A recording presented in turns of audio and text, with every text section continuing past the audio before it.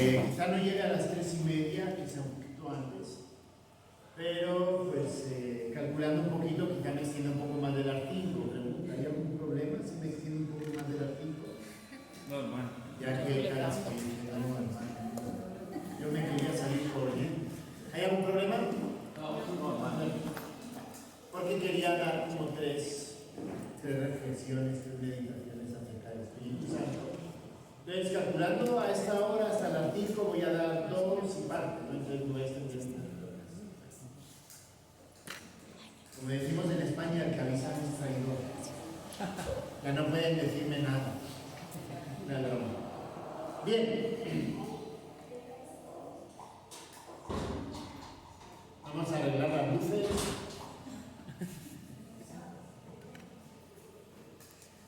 Para que no nos despistemos. No será que termine de arreglar la luz.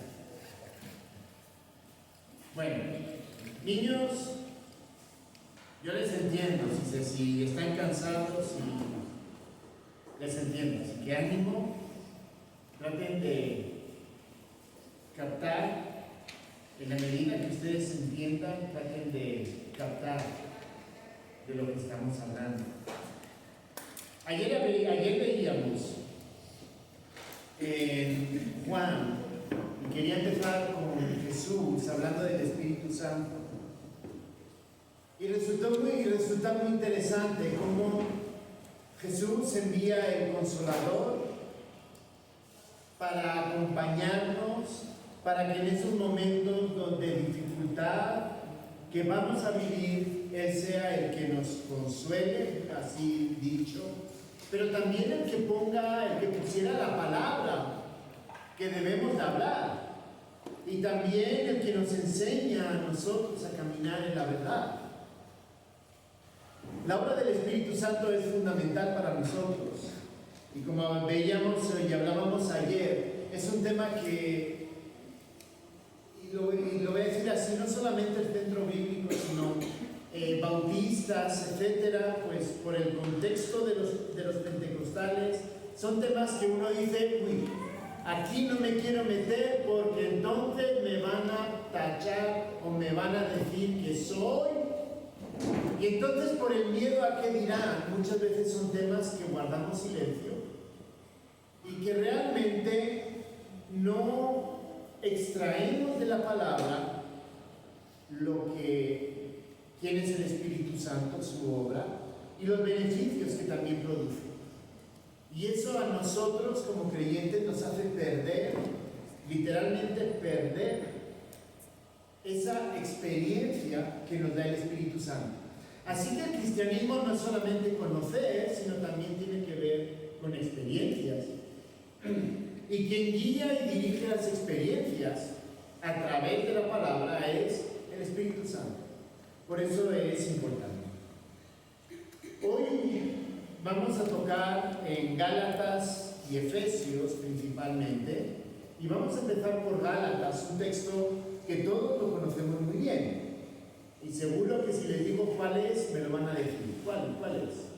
¿Gálatas qué? 1, No. 2, Gálatas 5, ¿cuál? ¿Qué verso? 22. Ay, hermanos. 22. Los frutos del Espíritu. Pero no vamos a tocarlo desde el 16, lo vamos a ver desde antes, porque como todo, eso comienza, Gálatas 5, 22, que es cuando ya vamos directamente, más el fruto del Espíritu es. Hay un contexto anterior, es decir, todo ese discurso viene hablando de algo, y entonces ahí mete al Espíritu Santo en medio. Voy a comenzar leyendo en el verso 16 hasta el verso 26. Dice así: digo pues, andad en el Espíritu y no satisfagáis los deseos de la carne, porque el deseo de la carne es contra el Espíritu y el del Espíritu es contra la carne, y estos se oponen entre sí para que no hagáis lo que quisierais. Pero si sois guiados por el Espíritu, no estáis bajo la ley.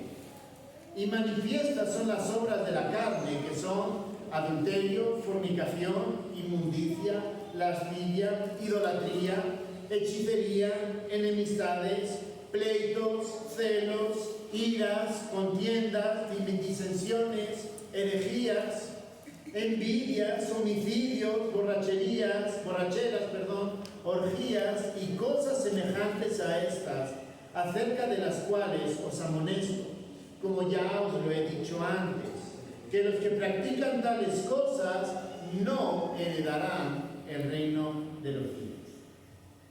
Mas el fruto del Espíritu es amor, gozo, paz, paciencia, benignidad, bondad, fe, mansedumbre, templanza. Contra tales cosas no hay ley. Pero los que son de Cristo han crucificado la carne con sus pasiones y deseos. Si vivimos por el Espíritu, andemos también por el Espíritu. No nos hagamos vanagloriosos, irritándonos unos a otros, envidiándonos unos a otros. Y ahí termina la sección, porque a partir del 6.1 son exhortaciones ya personales. Cuando Pablo está escribiendo a los Gálatas, se considera la primera carta de Pablo en su ministerio, después de su primer viaje misionero. Y su primer viaje misionero duró como 1 año y algo, 2 años a lo sumo. Ya la iglesia tenía problemas. Así que no debemos de sorprendernos tener problemas, dificultades. ¿De acuerdo? O sea, ya Jesús lo vimos ayer, nos dijo, van a tener problemas. Pablo está escribiendo a una iglesia que 2 años después, que pareciera como no, o sea, deberían de estar en su primer amor, apasionados por el Señor, ya están teniendo problemas. Y su problema era que se habían olvidado de la obra de Cristo en cierto modo. Habían comenzado a añadir a la salvación otros elementos, por eso se le llama los judaizantes, el judaizar. ¿Por qué? Porque metían lo que eran las prácticas judías dentro del plan de salvación. Entonces, que si el kosher, que entonces no puedes comer cerdo, que si tienes que hacer no sé qué, que si tienes que hacer las oraciones, que si tienes que ir al templo.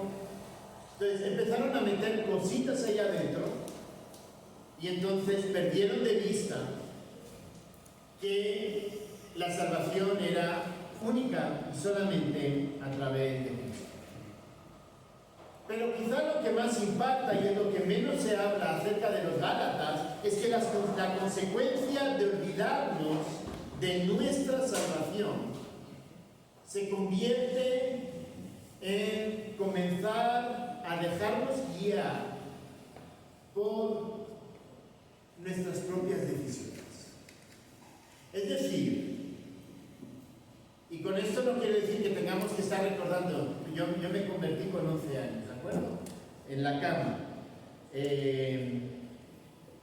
Me habían hablado del Evangelio, pero realmente ya llegó un momento en el cual entendí que debía ser una decisión mía, y en la cama yo tomé la decisión, ¿de acuerdo? Era antes de dormir.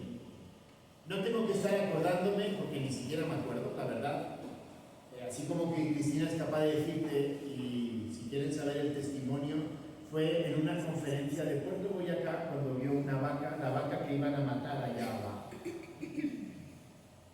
Y su pesadilla era, ¿y si me mata la vaca, a dónde voy?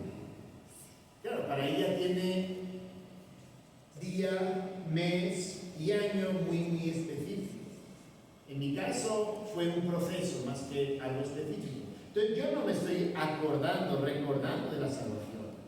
Cuando aquí habla de recordar, de acordarse del acto de salvación, es recordar la misericordia del Señor al enviar a su Hijo a morir en la cruz.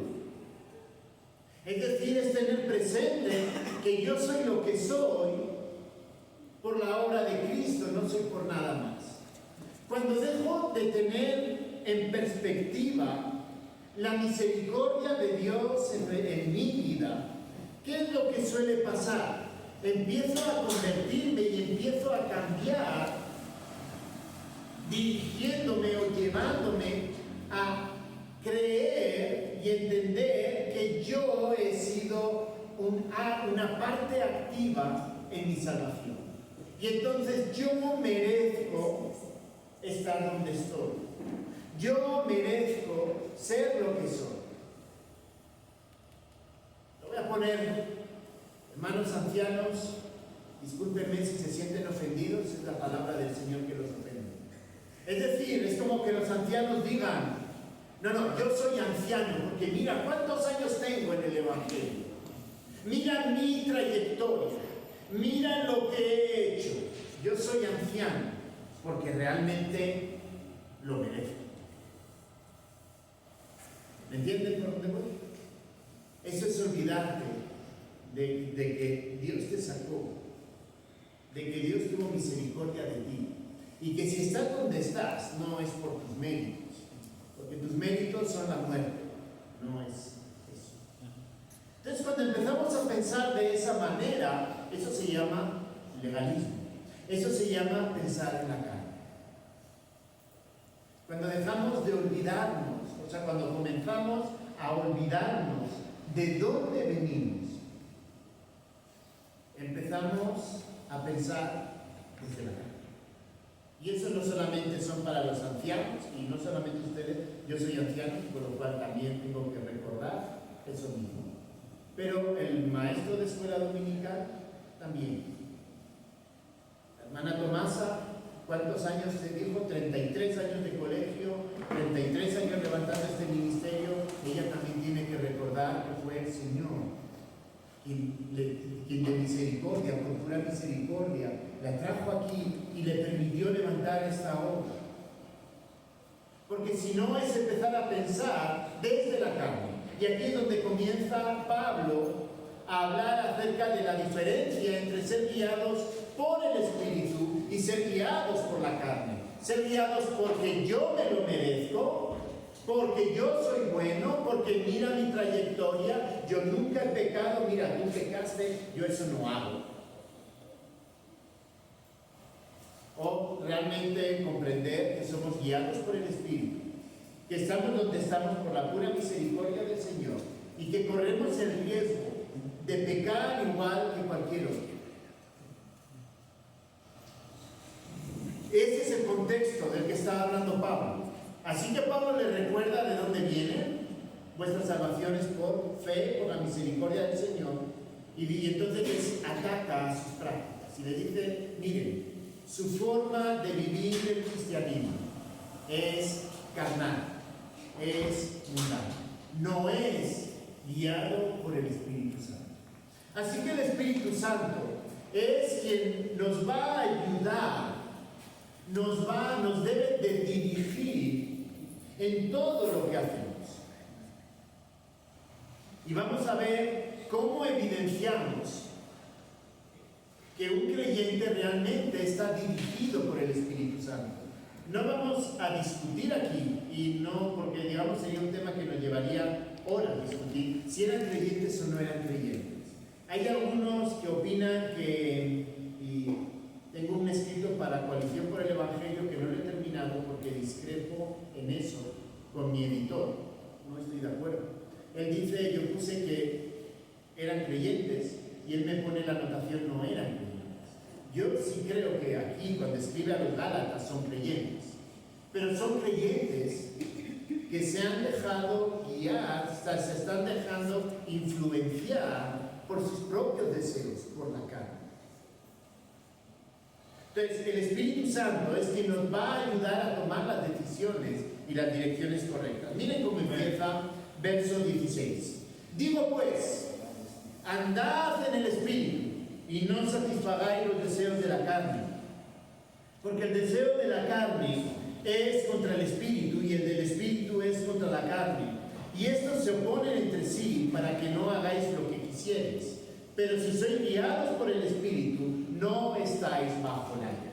Primer principio de una persona que es guiada realmente por el Espíritu Santo, que es, como dirían en algunos textos, hablan movido por el Espíritu Santo. Cuando alguien es guiado, movido por el Espíritu Santo, La realidad de ese creyente es que no está bajo la ley. Ahora vamos a ver qué es eso de estar bajo la ley.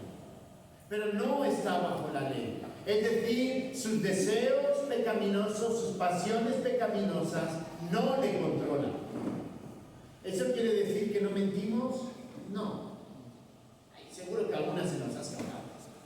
¿Eso quiere decir que quizá hemos visto algo que no deberíamos haberlo visto? Muy probablemente también. Pero hay dos cosas muy diferentes. Una cosa es que lo haga y sea consciente y me arrepienta, y otra cosa muy diferente es ser guiado, que es lo que está hablando aquí, es ser dirigido por mis propios deseos. Miento y como veo que no pasa nada, sigo mintiendo y sigo mintiendo y sigo mintiendo y sigo mintiendo. ¿Qué es lo que está diciendo aquí Pablo? Esa persona no está dirigida, no está guiada por el Espíritu Santo.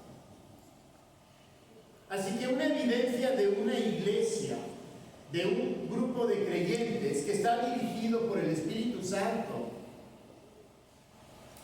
es que deciden y quieren agradar a Dios.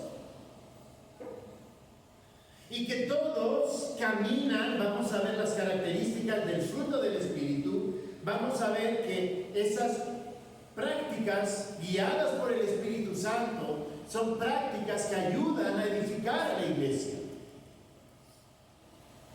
No hay, cuando hablamos de iglesia y hablamos de una iglesia guiada por el Espíritu Santo, lo decíamos ayer, tiene que ver con en cómo cada uno de nosotros es guiado por el Espíritu Santo.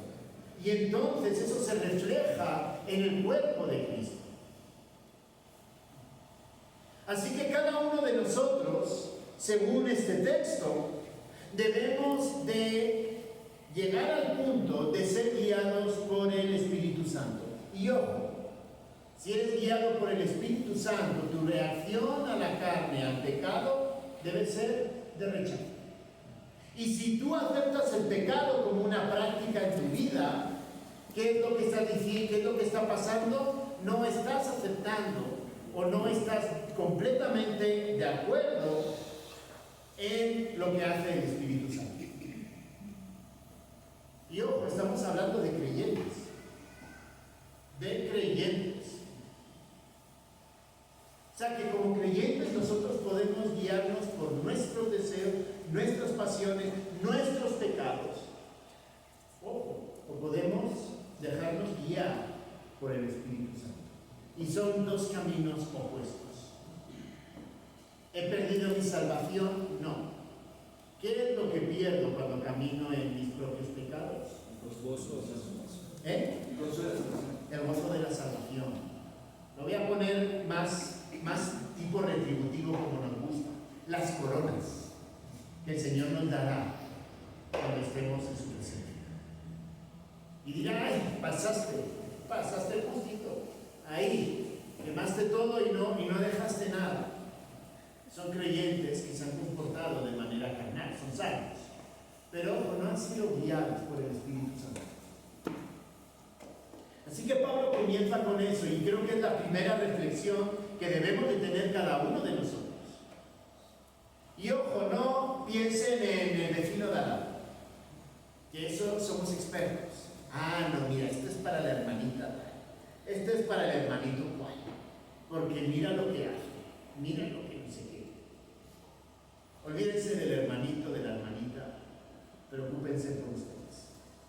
Preocupémonos cada uno por lo que estamos haciendo. Y ojo, después, cuando ya me he preocupado por mí, me puedo preocupar por los demás. Mateo capítulo 7, que decía, saca primero tu viga para quitar la paja de los pajeros. No está diciendo que no le ayudes a quitar la paja, lo que está diciendo es, primero trata contigo mismo. Y aquí pasa exactamente lo mismo. Debemos de evaluarnos, cada uno de nosotros, en qué punto o hacia dónde estamos caminando. Y vamos a ver ahora, hablando acerca de las obras de la carne, vamos a ver que la variedad de las obras de la carne es tremenda. Algo que pues yo obviamente yo vengo de asambleas de hermanos en España, pero digamos que no somos, es lo mismo, pero son de grupos distintos. Una de las cosas que a mí me sorprendió aquí es el énfasis en ciertos pecados, principalmente en los pecados de índole sexual. Pero algo que cuando yo compartía con Cristina le decía, pero mira los listados que Pablo hace acerca de vivir en la carne, digamos como creyente. Porque nos centramos en esos y nos olvidamos del resto. Y a ese resto de pecados no le ponemos la atención que se merece. Así que ahora, viendo el listado de pecados, es el momento perfecto para que nosotros nos evaluemos realmente dónde estamos. Dice, manifiestas son las obras de la carne, que son adulterio, fornicación, ya tenemos los dos pecados sexuales. Pero no termina ahí. Hermanos, no termina ahí. La inmundicia. Los dos primeros no hace falta ni que los describa, ya sabemos todos de qué estamos hablando. Pero la inmundicia, ¿qué es el pecado de la inmundicia? Vivir mundanamente, vivir como los de la calle. No podemos, como creyentes, no podemos vivir aquí de una manera y luego cuando estamos en la calle de otra manera, cuando estamos en el trabajo de otra manera. No podemos vivir diciendo y criticando a los demás que mira el tesorero, parece que se queda con la plata, es que mira fulano, mira cómo se vistió, mira fulana, ahí se le olvidó ponerse el pañuelo o el manto, ay mira no sé quién, venía con las uñas pintadas, cuando luego tú en la calle te comportas igual o peor que ellos, que digamos que vienen pues con las uñas pintadas. La inmundicia tiene que ver con vivir igual que los de la calle. Y una de las cosas que el Espíritu nos debe de dar la convicción es que no podemos parecernos a los demás, al mundo. Y ahí lo llama ese pecado, la inmundicia. Como les digo, aquí con este frío, pues obviamente, ¿no? La ropa que se ponen en Cali, no, aquí no se pueden poner esa ropa. Pero cuando uno va a Cali, ve a cristianas con cinturones anchos y con los deportivos ahí, andando por la calle, como que aquí no pasa nada. O los ve, o las ves vistiendo, mostrándolo todo. O ves a los hermanos también vistiendo de una forma incorrecta.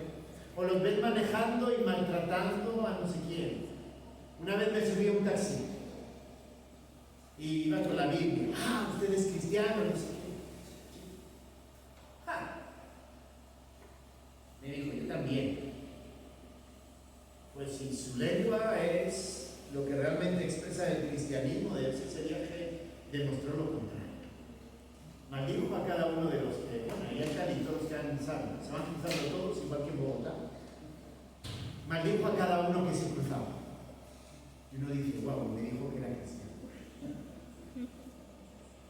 Entonces, eso es vivir como el mundo. Vivir como el mundo no tiene nada que ver con, y lo voy a poner de esta manera, con poner tareas, con pintarte las uñas. No, o sea, vivir como el mundo significa empezar a tomar ciertas prácticas y por ciertas motivaciones. ¿Por qué te maquillas? ¿Por qué te pones de esa manera? ¿Por qué te vistes de esa manera? ¿Por qué sales de esa manera? ¿Por qué andas con esas personas? ¿Por qué trabajas de esa manera? Eso es donde nos diferenciamos. No parecernos al mundo. No ser igual a ellos. ¿De acuerdo? Y eso tiene que ver para los jovencitos. Por ejemplo, en ser novio y tener novios. Que tu compañero de 14, tu compañera de 14 años tenga novio, tenga novia. Es un problema. El noviazgo no es un juego, el noviazgo es la antesala al matrimonio. Puedes tener amigos, pero esos novios que te andan toqueteando, manoseando, manténlos lejos, porque eso no es la pureza que Dios te pide. Eso es ser igual que el mundo. Y tristemente, está pasando dentro de ellos. Así que la inmundicia también es un pecado grave. La lascivia, especialmente hombres, mirar codiciando a las otras personas. Ya ahí no voy a meterme más, ahí menos. Idolatría, hechicerías. La idolatría no tiene que ser una estatua. ¿Cuántos de aquí tienen Facebook, Instagram, Telegram, Twitter, algo así?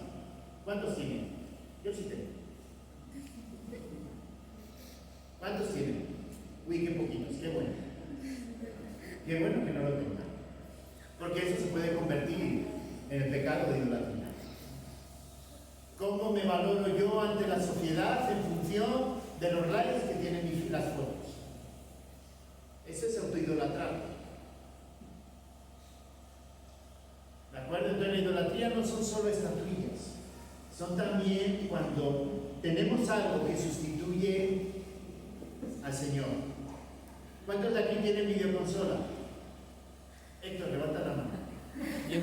Que yo te vi una Xbox por ahí. Pregunta, ¿es malo tener una Xbox? No. Yo he tenido videoconsola. ¿Cuál es el problema? Cuando eso me quita el tiempo para el Señor. Cuando, pues digamos, todos hemos jugado a juegos algo violentos, pero cuando el juego es excesivamente violento y eso empieza a cambiarme el concepto de lo bueno y lo malo frente al Señor. Eso es idolatría. Entonces, los videojuegos no son malos, las películas no son malas. El problema es cuando cualquier cosa quita el lugar al Señor, y eso se llaman libros, a los que leemos mucho, videoconsolas, a los que juegan mucho, películas, a los que vemos muchas películas, que nos gustan, familia, esposa, hijos, cualquier cosa que le quite el lugar a Dios, se llama pecado. ¿Y qué está diciendo aquí? Que un cristiano anda en la carne cuando hay algo que le ha quitado en primer lugar a Dios.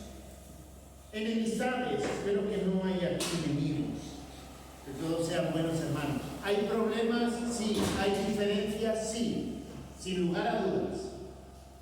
Pero eso no debería llevarnos a, yo no me voy a hablar con John.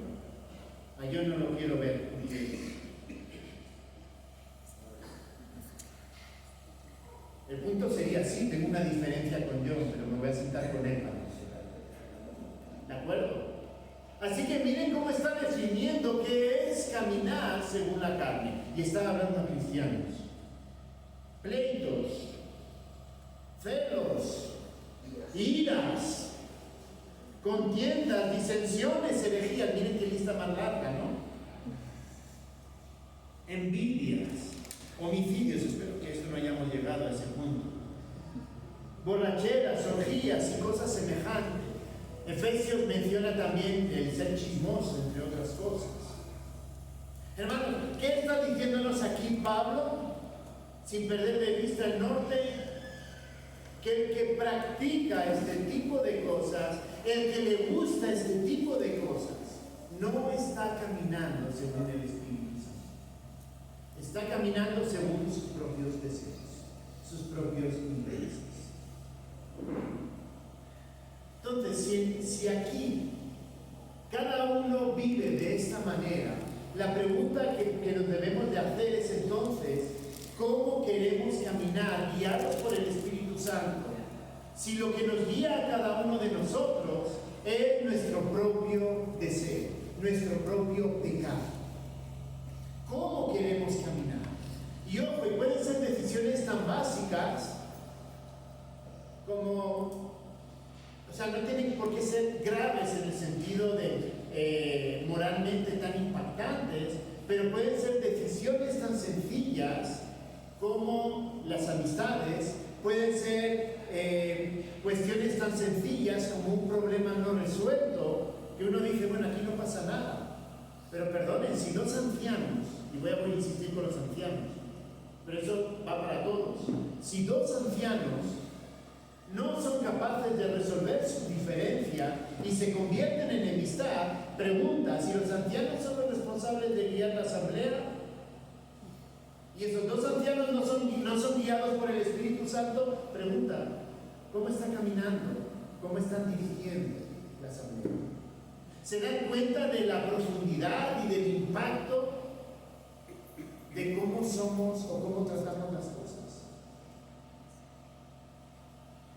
Y la última cosa que quiero que veamos, y ahora va a ser el contraste, ¿se han dado cuenta que el listado de los pecados es mucho mayor que el listado del fruto del Espíritu? ¿Se han dado cuenta? 22 y 23, dos líneas chiquitas. El del pecado, el de la carne, 19, 20 y 21. Y los versículos son mucho más largos. Hay una regla hermenéutica. Si es más grande, es más importante. Es más importante ¿en qué sentido? En que entendamos que todo eso significa ser guiado por el pecado, ser guiado por la carne. Yo vuelvo a insistir, está hablando a creyentes. No está hablando a no creyentes. Está hablando a creyentes. Entonces, cuando nosotros nos dejamos que eso nos domine, lo que estamos haciendo es impidiendo que el Espíritu Santo nos guíe. Y cuando el Espíritu Santo no nos controla, no nos domina, el problema es que vamos a caminar. Entonces la pregunta, ¿y entonces cómo sé yo que alguien es guiado por el Espíritu Santo? Por el fruto del Espíritu. Y algo bien interesante es que lo menciona en singular. El fruto del Espíritu. No son los frutos del Espíritu. Es el fruto del Espíritu. Y tiene una razón, hay una razón por la cual dice el fruto del Espíritu y no los frutos del Espíritu. Dice el fruto del Espíritu porque es lo que se espera de los creyentes de manera íntegra y completa. Porque si fueran los frutos, sería como un tazón con diversas frutas, ¿no? Pues yo agarro, manzana no, yo agarro banano porque me gusta más que la manzana, y otro agarra la manzana porque le gusta más, y entonces vamos escogiendo de ese cuenco de fruta lo que a mí me gusta. Cuando está mencionando en singular, lo que nos está recordando es que se espera de manera íntegra y completa todas las características en un verdadero creyente guiado por el Espíritu Santo. ¿Somos perfectos? Vuelvo a insistir, no somos perfectos. Somos pecadores redimidos que el Señor nos ha regalado la nueva naturaleza, pero sigue estando la naturaleza pecaminosa. Eso significa que pecamos. El punto, vuelvo a insistir, es qué es lo que nos controla, qué es lo que se evidencia en nuestra vida. Y lo que se debería de evidenciar es ese fruto. De forma íntegra, el fruto del Espíritu, lo que debería haber en cada uno de nosotros, es amor, gozo, paz, paciencia, benignidad, bondad, fe, mansedumbre, templanza. El amor implica un amor sacrificado. El amor implica una entrega completa hacia los demás. Les voy a decir algo, eso agota, eso cansa. Pero ojo, ¿quién es el que nos da las fuerzas para poder llevarlo adelante? El Señor. El problema es cuando yo tengo que amar a John, y si John estaba sentado ahí enfrente. Cuando yo tengo que amarle a John, que no lo quiero ni ver, y lo trato de amar, porque yo digo, no, es que el Señor me ha dicho que lo tengo que amar, entonces yo voy a hacer el esfuerzo de ir a amar a John. Ahí es donde empiezan los problemas. ¿Por qué? Porque si es parte del fruto del Espíritu, va a surgir de manera natural que si yo tengo un problema con John, voy a tratar de ir a resolverlo y arreglarlo, porque surge de manera natural. No es una acción hecha por el Espíritu Santo, no es hecha por Íñigo. Y cuando uno logra entender eso y vivirlo de esa manera, les voy a decir lo que para mí ha sido, y me ha costado muchos años, no piensen que esto fue de la noche a la mañana, me ha costado años, y con mi esposa más que nada. Ese acto cuando uno descansa en que es el Señor quien te lleva y te da las fuerzas para amar a esa persona, cónyuge, hermano, trabajador, compañero, vecino, de forma natural, guiada por el Espíritu Santo. Hermano, no hay que hacer ningún esfuerzo, no cansa, no agota, porque surge de forma natural. Entonces el Señor nos llama a amar a los demás, pero amar desde el Espíritu Santo, no amar desde mis fuerzas, no amar desde mi intención, desde mí, desde yo, sino el Espíritu Santo es quien nos da esa capacidad para amar al otro. Gozo, el gozo en medio de las dificultades. Y gozo no significa estar riéndose. Gozo no significa que la vida es un chiste. Si te muere un familiar, no es alegre. Estás pasando algo por una mentira, porque están hablando alguna mentira sobre ti, estás seguro, no es alegre. Pero aún así, sin tener la sonrisa en la boca de decir tengo que estar alegre, el gozo significa esa paz, esa alegría que te da el Señor, esa tranquilidad, llámala como quieras, de que a pesar de las circunstancias, a pesar de las dificultades, tú sabes que le estás haciendo bien, porque le estás haciendo para el Señor. Quiero pensar que en el trabajo todos han tenido quizá alguna mentira que les hayan dicho, o quizá alguna decisión como responsables dentro de la asamblea que hayan tomado y que quizá pues la asamblea no la terminó de ver y empezaron a decir, mira, ahí están creyéndose que son los que mandan, mira, y tú lo estás haciendo con la mejor intención, habiendo buscado del Señor, y tú dices que incomprendido es este ministerio. Pero si realmente vives bajo el Espíritu Santo, controlado, es decir, el Espíritu Santo mora íntegramente y te está dirigiendo, a pesar de lo que te digan, uno tiene gozo. Gozo de saber que lo que está haciendo lo está haciendo bien, aunque los demás no lo ven. Y eso es parte del fruto. Entonces no es alegría, no es una sonrisa todo el día, es el gozo, el saber que estamos haciendo las cosas para el Señor y las hacemos bien. Paz, en medio de las dificultades, en medio de los golpes, saber tener paz de decir, Señor, yo sé que lo he hecho bien. Yo sé que frente a ti lo he hecho bien. Y tengo paz. Y te pueden estar machacando, pero tengo paz. Y esa paz no solamente se queda de los demás hacia mí, sino que luego también se expresa de mi persona hacia los demás. Porque si yo tengo un problema con él, en esa búsqueda, en ese fruto que es paz, yo voy a tratar de arreglar, de poner en paz esa situación con Dios. Y eso es una parte de lo que es la identidad de ser guiados por el Espíritu Santo. Paciencia.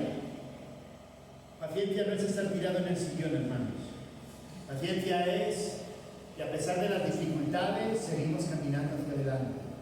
Ay, hermanos, si usted no entiende lo que hemos sufrido aquí en Mismo, y usted no entiende lo que se sufre en Cali, ni en Florida, ni en Puerto Boyacá, ni en Santander, allá por Bucaramanga, usted no sabe lo que ellos sufren porque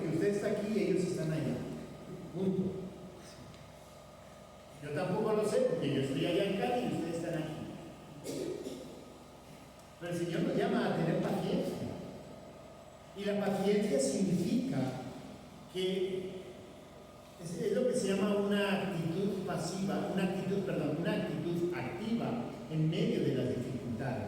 Es decir, seguimos caminando, seguimos adelante, a pesar de que quizá yo no comparto, yo no entiendo, yo no veo o me han hecho daño. Seguimos hacia adelante. ¿Por qué? Porque tenemos paciencia, esperando que el Señor sea el que nos ama. Sigue, benignidad. La benignidad es algo bueno, la bondad también, los dos son muy parecidos. La benignidad y la bondad tienen que ver con ese carácter bueno, afable hacia los demás. ¿Qué pasa? ¿Tenemos al hermanito chillón? ¿O tenemos un bueno? ¿O los hermanos son buenos, son amables, son comprensivos? Fe. Y esa me llama la atención. El fruto del Espíritu es fe. Fe es creer en lo que no se ve, tener la esperanza en lo que todavía no ha llegado. Parafrasearlo Hebreos 11.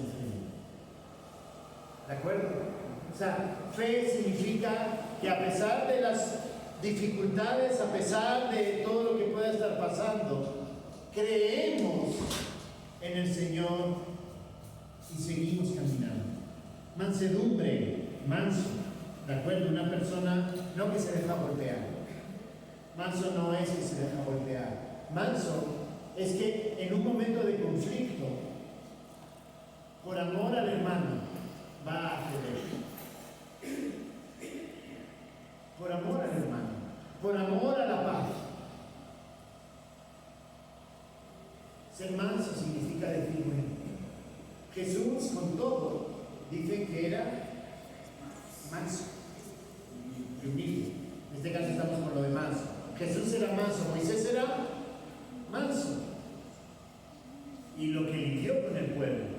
Pero la mansedumbre de Moisés, la mansedumbre de Jesús, no tiene que ver con no levantar el tono cuando hay que levantarlo. La mansedumbre tiene que ver con dar la respuesta justa y exacta a las circunstancias.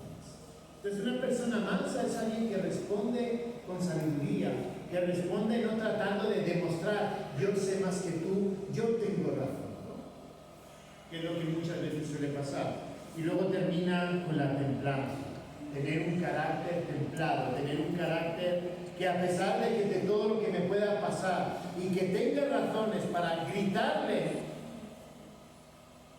tengo control para responderle sabiamente. Tengo templanza en mi carácter. Ese es el fruto del Espíritu. Un cristiano guiado por el Espíritu Santo, el fruto que da el Espíritu Santo en las vidas de cristianos guiados por el Espíritu Santo, valga la redundancia, son estos 7 elementos. Justamente lo opuesto a lo que hemos visto antes. Si se han dado cuenta, todas las características tienen que ver con dejar de pensar en uno mismo y pensar siempre en quién, en los demás. Una iglesia que es guiada por el Espíritu Santo, que evidencia los frutos del Espíritu Santo, es una iglesia donde cada uno se preocupa más por el otro que por uno mismo. Yo no sé. Todos queremos que nos visiten, ¿verdad que sí? Y a veces nuestra reacción es, no vienen a visitarme a poder. Que primero vengan a visitar. Un carácter guiado por el Espíritu. No piensa primero en, para que yo visite me tienen que visitar. Un carácter guiado por el Espíritu Santo dice, primeramente doy a los demás. Dejo de pensar en mí para dar a los demás. ¿Se dan cuenta que este fruto del Espíritu Santo también lo tenía Jesús? Jesús tuvo al Espíritu Santo dentro de él. O sea, quitar en el ministerio de Jesús, quitar el acto de, digamos, que el Espíritu Santo estuvo presente es un error grave. ¿Por qué? Porque ¿quién concibió a Jesús? O sea, ¿quién fue el que concibió en María? El Espíritu Santo. ¿Quién descendió cuando Jesús fue bautizado? El Espíritu Santo. ¿Quién dirigió el ministerio de Jesús? El Espíritu Santo. O sea, el Espíritu Santo estuvo presente en todo el ministerio de Jesús. Y si nos ponemos a pensar de manera concienzuda, todas estas características que corresponden al fruto del Espíritu estaban en Jesús. Lo llamaron manso. Tenía templanza, es decir, tenía motivos para haber enviado fuego sobre los fariseos y tuvo el carácter para responderles, pero responderles sin ser brusco. Era bueno. A Jesús se le define como una persona buena. Era una persona que tenía fe, era una persona que tenía gozo. Y también recordemos, Jesús en el huerto 3 veces le pidió al Señor que pase de mí esta copa. Sufrió, pero ¿cómo fue a la cruz? Con gozo. O sea, lo que nos está pidiendo Pablo no es algo nuevo, es algo que lo vemos en Jesús. Y que, como vamos a ver en Efesios, que nos pide que crezcamos a la estatura de Cristo, significa que nosotros también podemos, porque tenemos al Espíritu Santo. La pregunta es, ¿cuánto estamos dejando nosotros esto? O realmente, y ahí lo voy a poner duro, pero creo que es bueno, o realmente estamos guiados por la carne, por la ley, por el pecado. ¿Cuál de las dos? Como les digo, esa es una cuestión personal, pero es una cuestión que se refleja en la vida de la iglesia. No podemos esperar que el Espíritu Santo guíe a la iglesia como se ve en Hechos, cuando la iglesia, que somos cada uno de nosotros, no somos guiados, dirigidos por el Espíritu Santo. Termina diciendo: pero los que son de Cristo, verso 24, han crucificado la carne con sus pasiones y deseos. Los que son de Cristo han crucificado la carne y sus pasiones y deseos. Han crucificado. ¿Dónde lo crucificamos? Cuando decidimos creer. Por eso les digo que esto es un pasaje que no es que tenga que recordar cómo fue mi oración a los 11 años ahí en la cama. No. Este pasaje que nos habla de ser guiados por el Espíritu Santo siempre nos llama, nos recuerda a que en un momento dado nosotros clavamos nuestros pecados en la cruz. Ojo, Cristo hizo el sacrificio, pero hasta que no lo confesáramos, hasta que no lo entregáramos, esa obra no tuvo efecto en nosotros. Y aquí está diciendo: miren, recuerden lo que pasó hace algunos años, hace algún tiempo. Ustedes y yo tomamos la decisión de clavar nuestro pecado, de clavar nuestra carne, de dejar de ser guiados por nuestro propio deseo y por nuestra propia carne. Decidimos eso el día que nos conocimos. Y Pablo está recordando eso. ¿Para qué? Para que tomemos conciencia de que debemos de ser guiados por el Espíritu Santo. Guiados por el Espíritu Santo significa nada más y nada menos que dejar que el Espíritu Santo nos controle, nos lleve. Eso se hace a través de la palabra. La palabra nos muestra nuestra realidad, nuestro pecado, nos muestra la santidad del Señor, hacia dónde vamos caminando. Y el Espíritu Santo nos ayuda a que a ir tomando correctamente ese lugar. Una pregunta más. Como vemos, digamos, el tema del Espíritu Santo es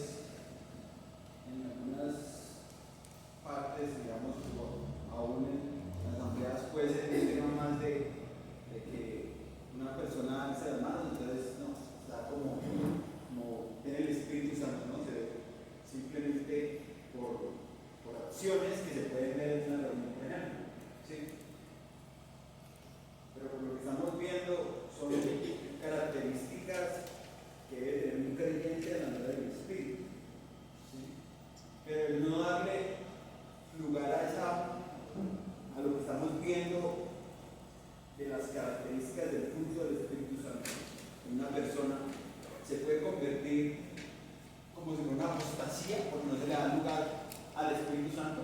No, no es tanto una apostasía, pongámoslo, es un error o una desviación, porque aquí lo define como guiados por la carne. O sea, por eso digo, no es una apostasía, lo que el mismo Pablo dice es que un creyente puede ser guiado por la carne o guiado por el Espíritu Santo. Básicamente decide cuál es el camino que tú quieres. El Espíritu Santo es quien te va a ayudar a tomar el camino correcto.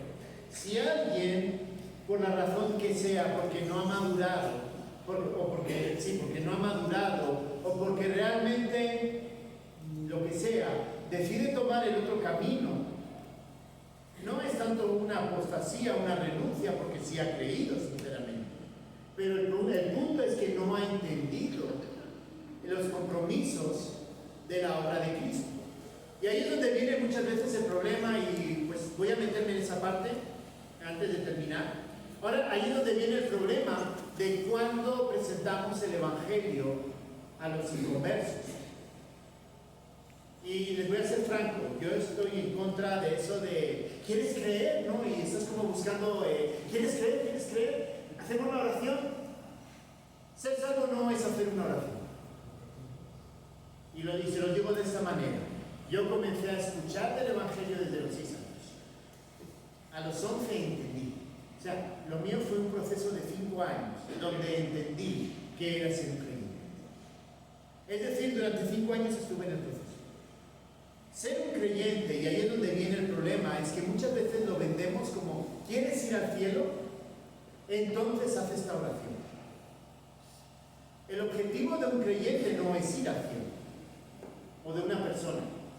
No, es que hay un sermón muy bueno, se me olvidó el título.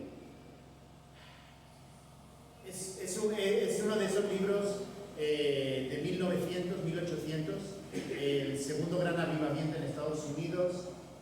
A ver si me ayudas, es no sé qué, hace una historia con una araña que se está quemando. Se me fue el nombre del autor. Bueno, cuando lo sepas se lo digo. Y él hace una descripción del infierno tremendo. O sea, uno lo lee y dice, no, yo ahí no quiero ir. La pregunta es, creo entre comillas, porque no quiero ir al infierno, o realmente creo con las implicaciones de declarar que Jesucristo es mi Señor. Porque son dos cosas distintas. O sea, yo no creo para ir al cielo. Yo creo porque entiendo que soy pecador, que no puedo acercarme a Dios y que la obra de Cristo es quien me da salvación. Y entonces declaro a Jesucristo como Señor mío. Consecuencia de eso, me voy al cielo. Entonces, ahí es donde viene un poco, y por eso digo que a veces es complejo con algunas personas de saber si son creyentes o no.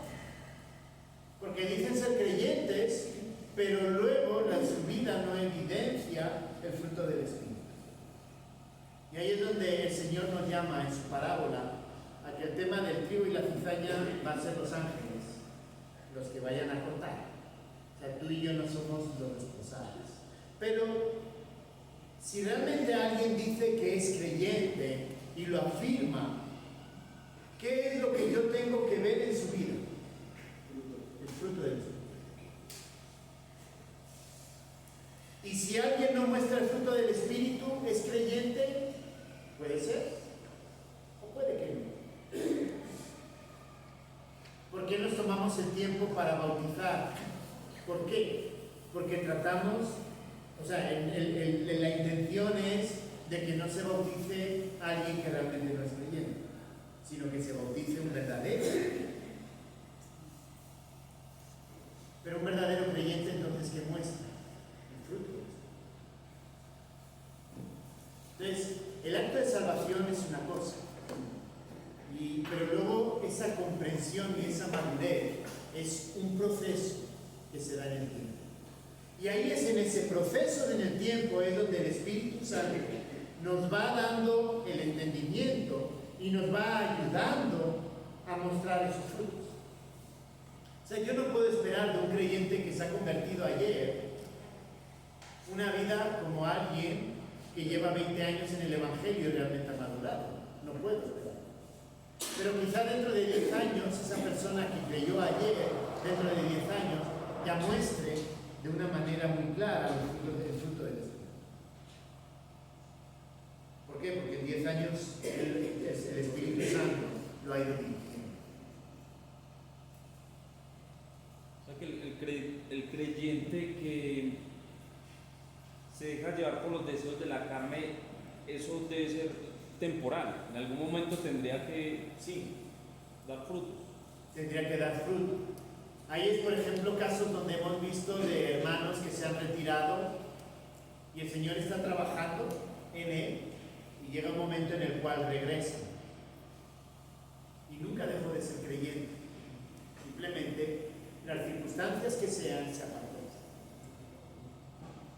Pero el Señor trabajó en ese dejarse guiar por el pecado. El Señor trabajó también en su vida para ayudarlo también, y ayudarlo a madurar. Lo ideal no sería eso. Lo ideal sería que un creyente de principio a fin, pues obviamente rindiera frutos a lo largo de toda su vida. Pero puede ser que un creyente sea carnal. A los corintios los llama carnales. Entonces sí se da esa. Pero volvemos a lo mismo. Aquí no estamos tratando de ser carnales y decir, bueno, voy a hacer estos 5 meses carnal y luego ya que el Señor me llame, ¿no? Lo que estamos tratando de entender y ver aquí es andar en esto. Termina diciendo, y con esto ya termino, verso 25. Y si vivimos por el Espíritu, andemos por el Espíritu. Creo que eso te responde. Si vivimos por el Espíritu, nuestra responsabilidad, nuestro deber es andar por el Espíritu. ¿Podemos pecar? Sí. En algún momento dado podríamos apartarnos temporalmente del Señor. Sí. ¿Dejamos de ser creyentes? No. Pero dejamos de dar el fruto. No hay evidencia de que el fruto está dentro de nosotros. Si realmente nosotros vivimos por el Espíritu, entonces, ¿quién es el que nos guía? El Espíritu. Si yo vivo en el Espíritu y tú vives en el Espíritu y tú también, y tú también, y tú también, y tú también, ¿qué está pasando? La iglesia está caminando en el Espíritu. Y no hay nada, hay un tema sobrenatural, pero no hay nada así como signos especiales. No, tiene que ver con carácter. Tiene que ver con, más que el hacer, con el que tú seas.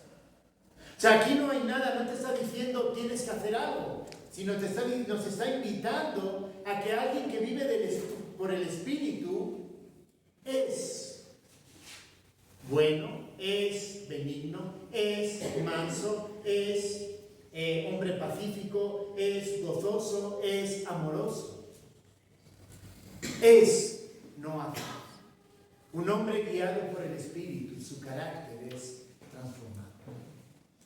Y eso todos sabemos. Cuando vemos a personas piadosas, personas que realmente uno dice, no, este hermano es un siervo del Señor, ¿no? Le dices tú, mírale cómo trata, mírale la calle, mírale su vida. ¿Por qué? Porque es un hombre, una mujer que es guiado por el Espíritu Santo. Y cuando ves a otros dices tú, ¿y ¿de dónde salió? ¿No? ¿Por qué? Porque tú ves su carácter, ves cómo es la persona. Y tú dices, aquí no ha habido transformación. El Espíritu Santo nos transforma. Amén. Pues vamos a darnos ahora el tiempo, ¿de acuerdo? Son las 3:30. ¿Hay alguna pregunta? ¿Algún comentario? Si quieren oramos.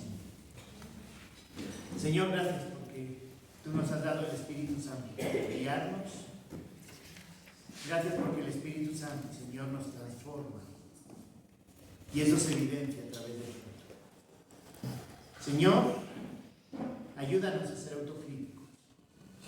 Pero también, Señor, danos y permite que el Espíritu Santo pueda tratar con esas áreas de nuestras vidas que todavía no están bien perfiladas de lo que es tu voluntad. Ayúdanos, Señor. Lo pido en el nombre